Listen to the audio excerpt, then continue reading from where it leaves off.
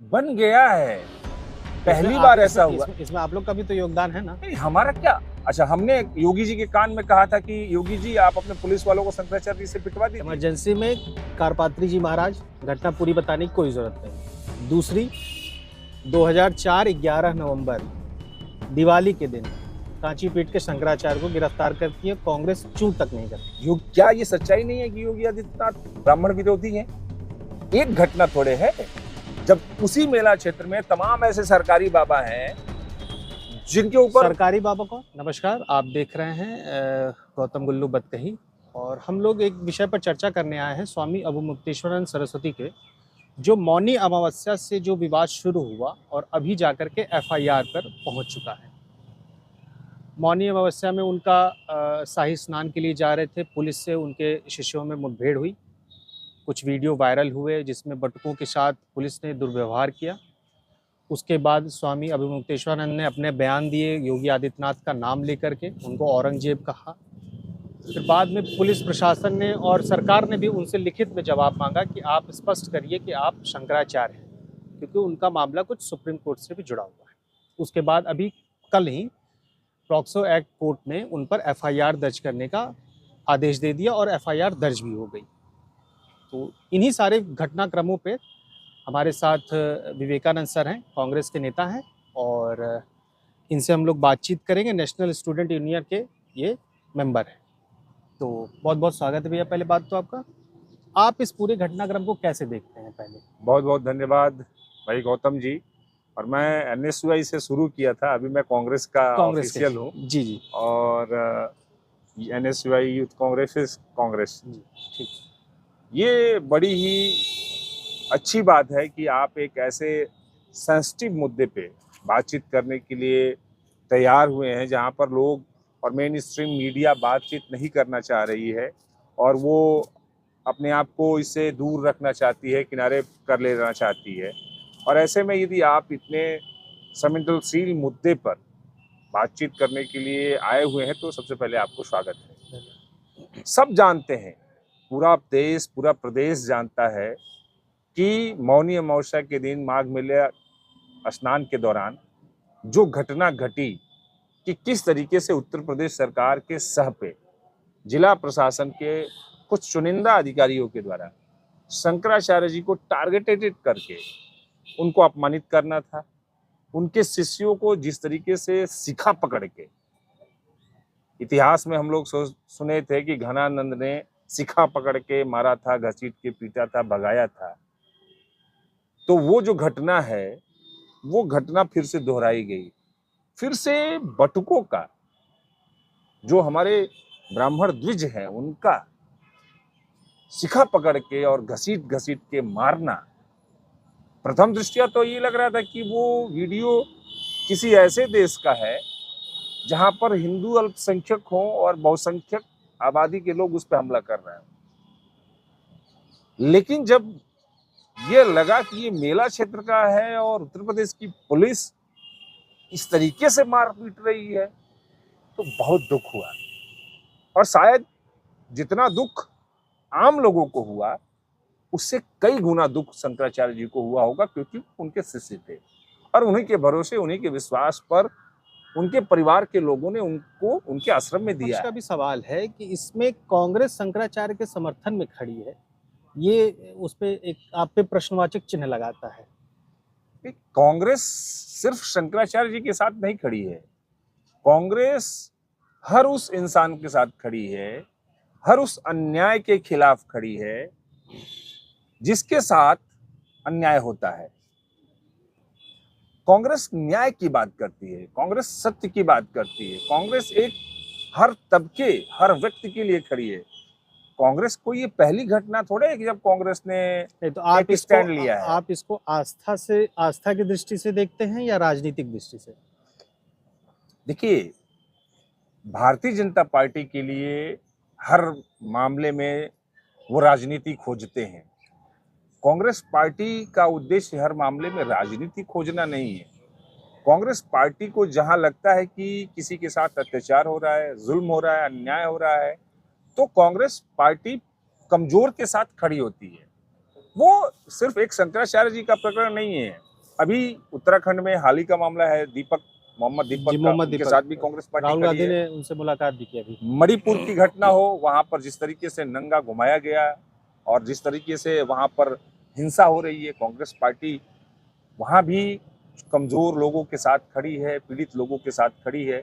हाथरस की बेटी थी, जिंदा जला दिया गया था, उसके साथ भी कांग्रेस पार्टी खड़ी थी। तो अल्टीमेटली कांग्रेस पार्टी हर उस व्यक्ति के लिए खड़ी होती है जिसके साथ अत्याचार, अन्याय और जुल्म होता है। कांग्रेस पार्टी न्याय की लड़ाई इसको लड़ती है। इस तरीके से भी सत्ता पक्ष देख रहा है कि आप इसको सरकार बनाम संत बनाम योगी आदित्यनाथ बनाना चाहते हैं या संत बनाम सरकार बनाना चाहते हैं। देखिए, हम नहीं बनाना चाहते हैं, बन गया है। पहली इसमें बार ऐसा हुआ। इसमें आप लोग का भी तो योगदान है ना। नहीं, हमारा क्या। अच्छा, हमने योगी जी के कान में कहा था कि योगी जी आप अपने पुलिस वालों को शंकराचार्य जी से पिटवा दीजिए। हमने योगी जी या भाजपा के संगठन मंत्री के कान में जाके कहा था कि आप पुलिस कमिश्नर से और जिला प्रशासन से उनके बटुकों को चोटी पकड़वा के मरवाइए। ये हम कहने गए थे क्या? ये हमने तो कहा नहीं कि आप ऐसा कर दीजिए। तो ये ये तो तो आप लोग के भारतीय लिए जनता पार्टी की जो सरकार है, योगी आदित्यनाथ की जो सरकार है उत्तर प्रदेश में, उनके आला अधिकारियों ने ये घटना को अंजाम दिया है। और उसके बाद कोई भी व्यक्ति, शंकराचार्य जी तो मान लीजिए कि ध्वजवाहक है सनातन धर्म के, जी सबसे बड़े गुरु हैं, और उनके शिष्यों के साथ उनके साथ इस तरह का अपमानित करने वाली घटना घटी, तो जाहिर सी बात है वो संत हैं, वो इस बात को लेके लड़ेंगे, संघर्ष करेंगे। और ये भारतीय जनता पार्टी और उसकी सरकार की नीतियों की देन है कि आज सरकार बनाम संत हो रहा है। पहली बार तो अच्छे से भारतीय जनता पार्टी का जो सो कॉल्ड हिंदुत्व का पॉलिटिक्स है वो एक्सपोज हुआ है। पहली बार योगी आदित्यनाथ का जो ब्राह्मण विरोधी चेहरा है वो एक्सपोज हुआ है। अभी तक तो ये लोग पर्दा डाले हुए थे। अभी तक तो ये कहते थे कि अरे भैया हम तो बहुत बड़े हिंदुओं की पार्टी हैं, हिंदुत्ववादी तो पार्टी ब्रजेश है। पाठक ने जब बटुकों के साथ बहुत सम्मान तो किया, उनके साथ पूरा भोजन, उनको चंदन टीका पूरा एकदम। इसको कहते हैं राजनीति। ये है राजनीति।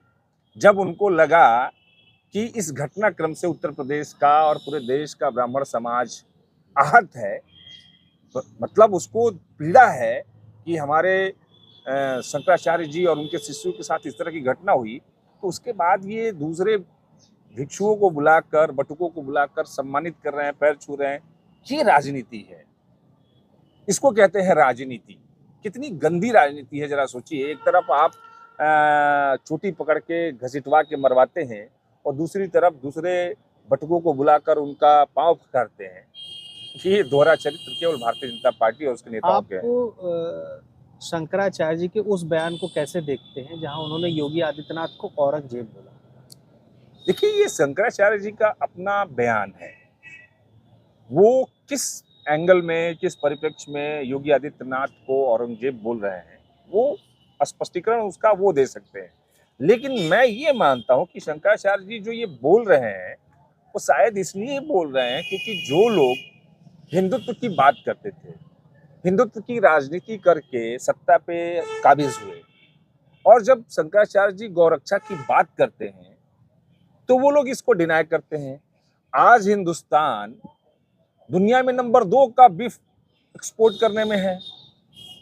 तो जब सेंट्रल में आपकी सरकार है, स्टेट में आपकी सरकार है, देश के कई राज्यों में आपकी हिंदुत्व का चोला ओढ़े हुए लोग हैं, वो सिर्फ इसलिए कर रहे हैं ये हिंदुत्व की पॉलिटिक्स ताकि 80% लोगों को पोलराइज कर सके अगेंस्ट द मुस्लिम कम्युनिटी, और इस वजह से ये चोला ओढ़ के और ये एक्सपोज हो गए।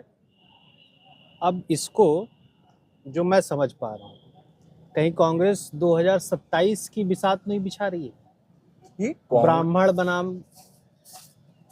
देखिए, ये विषाद नहीं है, सच्चाई है। क्या ये सच्चाई नहीं है कि योगी आदित्यनाथ ब्राह्मण विरोधी हैं? एक घटना थोड़े है। जब से उत्तर प्रदेश में योगी की सरकार आई है, लगातार, मैं तो कह रहा हूं कि मतलब सबसे ज्यादा ब्राह्मणों के ऊपर हमले हुए, मारे गए, उनकी हत्या हुई, इनकाउंटर कराए गए, जेल भेज दिए गए। अरे योगी जी जब पहली बार मुख्यमंत्री बने थे तो सबसे पहले उनको शंकर तिवारी जी के हाथ, उनको इस वजह से थोड़ा मारा गया कि वो ब्राह्मण थे, वो दोषी भी तो थे कहीं ना कहीं। तो दोषी क्या मुख्यमंत्री जी के सजातीय लोग दोषी नहीं हैं? मुख्यमंत्री जी के सजातीय लोग अपराध नहीं कर रहे हैं। आप किसकी तरफ इशारा कर रहे हैं? अरे बहुत सारे लोग हैं, मुझे कोई फर्क नहीं पड़ता है, मैं डरता नहीं हूँ किसी का नाम लेने से। मैं तो ये सोचता हूँ कि हिंदुस्तान के प्रधानमंत्री का जो संसदीय क्षेत्र है और ये लोग कहते हैं कि हम गुंडा मुक्त प्रदेश बनाएंगे, और सबसे बड़ा गुंडा वहाँ वाराणसी से एमएलसी है ब्रजेश सिंह। वो संत है? संत तो है नहीं। राजा भैया संत हैं, धनंजय सिंह संत हैं, ये लोग संत थोड़े हैं। पूरा प्रदेश जानता है कि ये लोग क्या हैं। अभय सिंह क्या हैं?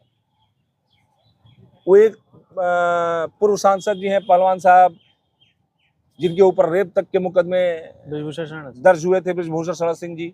वो क्या वो संत हैं? खुद एक्सेप्ट किया हो जो आदमी कि मेरे जीवन काल में मुझसे एक बार हत्या मेरे हाथ से हुई है, तो खुद साधु तो है नहीं। लेकिन दुर्भाग्य है कि सजाती लोग नहीं दिखते हैं सीएम साहब को, और दूसरे जाति के लोग, चाहे वो ब्राह्मण हो, दलित हो, पिछड़े हो। अब आप सोचिए कि उत्तर प्रदेश की सरकार पिछले 8 सालों से पैर में गोली मार रही है। दुर्भाग्य है कि हिंदुस्तान का उच्चतम न्यायालय, उच्च न्यायालय एकदम हाथ पे हाथ रख के बैठा हुआ है।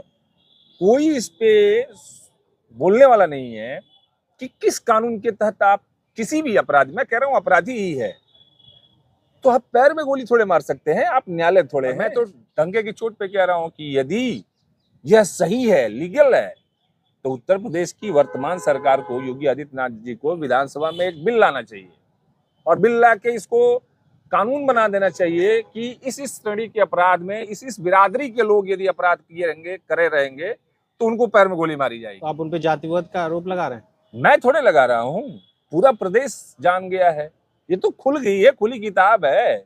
आप उठा के देखिए ना, उत्तर प्रदेश में जितने पुलिस कप्तान हैं, जितने डीएम हैं, जितने बड़े मलाईदार पोस्ट हैं, जितने आयोगों के अध्यक्ष हैं, कौन है? वो अखिलेश यादव जी की जाति के थोड़े लोग हैं। जैसे आपने कहा कि योगी आदित्यनाथ संतों पर और ब्राह्मणों पर अत्याचार कर रहे हैं, उनको शिखाओं से चोटी से मार रहे हैं, तो कांग्रेस अगर ये बात कहती है तो वो भी तो कई बार इस तरह की चीजें कर चुकी है। कांग्रेस का भी इतिहास तो संतों के लिए इतना अच्छा नहीं रहा है। हम कभी दो एग्जाम्पल दे देता हूँ। दीजिए।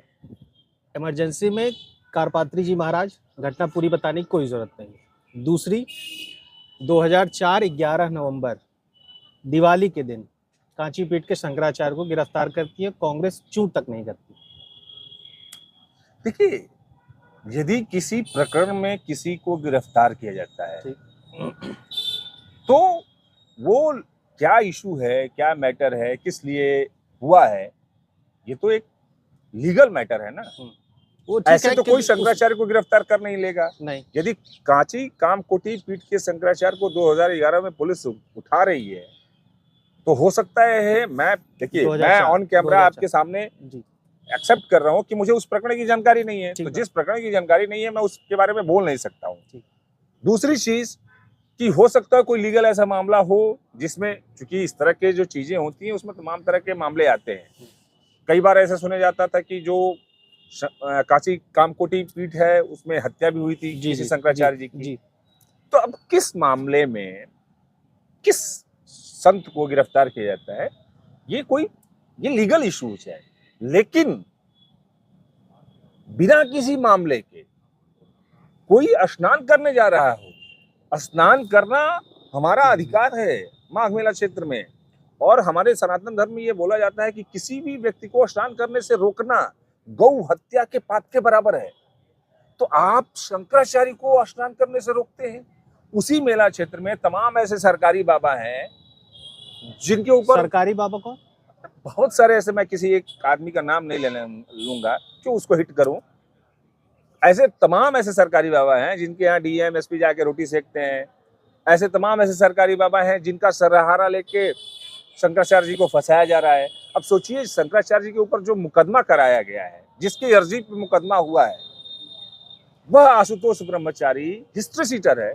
24 मुकदमे उसके ऊपर है, कई बार जेल जा चुका है, न जाने कितने 420 के मुकदमे दर्ज हैं। गौ तस्करी, ध्यान दीजिए, फिर रिपीट कर रहा हूं, गौ तस्करी का मामला आशुतोष ब्रह्मचारी पे है, और वो ऑथेंटिक है। उत्तर प्रदेश पुलिस ने कार्रवाई की है, जेल भेजा है। तो जाहिर सी बात है कि शंकराचार्य जी जो गौ हत्या को रोकने की बात कर रहे हैं, टेक्निकल चीज तो ऐसे जो गौ तस्कर हैं हाँ। वो सब एक हो रहे हैं। तो टेक्निकल चीज पे तो एफआईआर की जो आदेश हुआ है वो कोर्ट के जरिए हुआ है। अब कोर्ट, आप समझ सकते हैं कोर्ट क्या है, न्यायालय कौन चला रहा है, न्यायालय कहाँ से संचालित हो रहे हैं। जब पूरा इकोसिस्टम ही हैक है तो हम तो किस पे भरोसा करें। बात तो वही है ना कि तुम्हारा ही निजाम है, तुम्हारा ही सब कुछ है, तुम झूठ को सच लिख दो, अखबार भी तुम्हारा है। तो ये जो अल्टीमेटली हो रहा है इस देश में, चाहे वो नरेंद्र मोदी की सरकार हो, चाहे उत्तर प्रदेश में योगी की सरकार हो, ये लोग पूरा रिसोर्सेस पे कब्जा किए हुए हैं, पूरा इकोसिस्टम कब्जा किए हुए हैं। हिंदुस्तान की जितनी भी संस्थाएं हैं उन संस्थाओं पे कब्जा है। अब न्यायालय ने, एडीजे कोर्ट ने आदेश दे दिया, जब उस मुकदमे में जो अर्जी करता है ऑलरेडी दो एफिडेविट लगा रहा है, तो दोनों एफिडेविट तो कंट्रोवर्सी है, फिर किस आधार पर न्यायालय ने ये आदेश मुकदमा पंजीकृत करने के लिए कर दिया।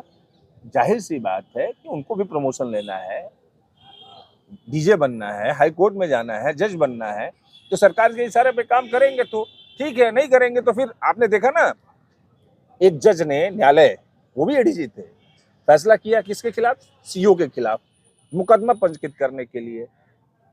हुआ क्या, जज साहब का ही तबादला कर दिया गया। और तब न्यायालय के उस आदेश को नहीं देखा गया कि न्यायालय ने आदेश किया है मुकदमा पंजीकृत करने के लिए। और वो पहलवान सीओ सबसे किसका करीबी है, मुख्यमंत्री जी का करीबी है। क्यों करीबी है, क्योंकि वो इनके एजेंडे पे काम करता है, वो एक धर्म विशेष के लोगों के खिलाफ भड़काता है। क्या कांग्रेस इस पूरी घटना पे सर्वदलीय जांच की मांग करेगी? कांग्रेस पार्टी सत्य और असत्य की लड़ाई में सत्य के साथ है, शंकराचार्य जी के साथ है, हर उस व्यक्ति के साथ है जिसके साथ अन्याय हो रहा है, जुल्म हो रहा है, अत्याचार हो रहा है। और कांग्रेस पार्टी पूरी तन्मयता के साथ हिंदुस्तान के उन करोड़ों लोगों के साथ खड़ा है जिसकी बातें, जिसका हक ये सरकार मार रही है। चलिए, बहुत बहुत धन्यवाद, आपने समय दिया भैया। अपनी राय कमेंट बॉक्स में जरूर दर्ज करें। बहुत बहुत धन्यवाद, नमस्कार।